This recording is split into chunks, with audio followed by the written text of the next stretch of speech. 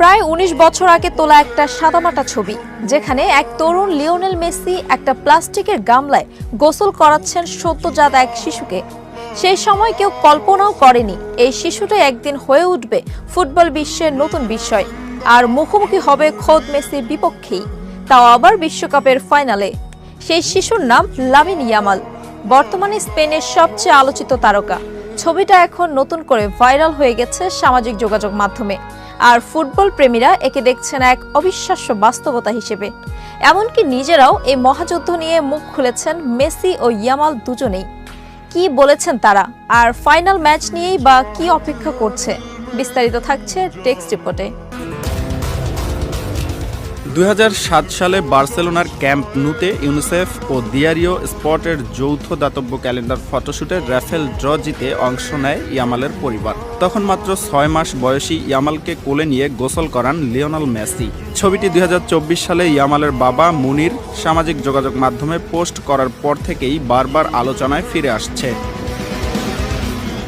এদিকে ইয়ামাল সাক্ষাৎকারে একাধিকবার নিজের ভালোবাসার কথা জানিয়েছেন মেসিকে নিয়ে। তিনি বলেছেন, প্রতিটা ম্যাচেই মেসি প্রমাণ করেন কেন তিনি ফুটবল ইতিহাসের সেরা।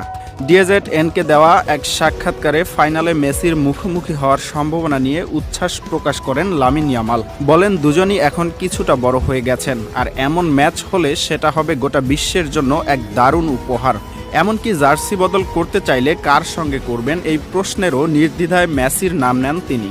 অন্যদিকে মেসিও কম বলেননি। গত ডিসেম্বরে তাকে জিজ্ঞেস করা হয়েছিল কার মধ্যে তিনি নিজের ভবিষ্যৎ দেখেন।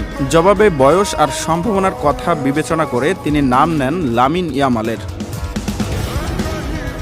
এবার আসা যাক ফাইনাল প্রসঙ্গে। ইংল্যান্ডকে ২-১ গোলে হারিয়ে ফাইনালে ওঠে আর্জেন্টিনা, আর ফ্রান্সকে ২-০ গোলে হারিয়ে ফাইনালে পা রাখে স্পেন।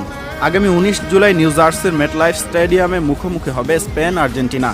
৩৯ বছর বয়সী মেসির জন্য এটা হতে পারে বিশ্বকাপের শেষ ম্যাচ, আর ব্রাজিলের ১৯৬২ সালের পর প্রথম দল হিসেবে টানা ২বার শিরোপা জেতার হাতছানিতে আছে আর্জেন্টিনা। টানা ১২ ম্যাচ অপরাজিত থাকার রেকর্ড নিয়ে ফাইনালে আছে লিওনেল মেসির আর্জেন্টিনা।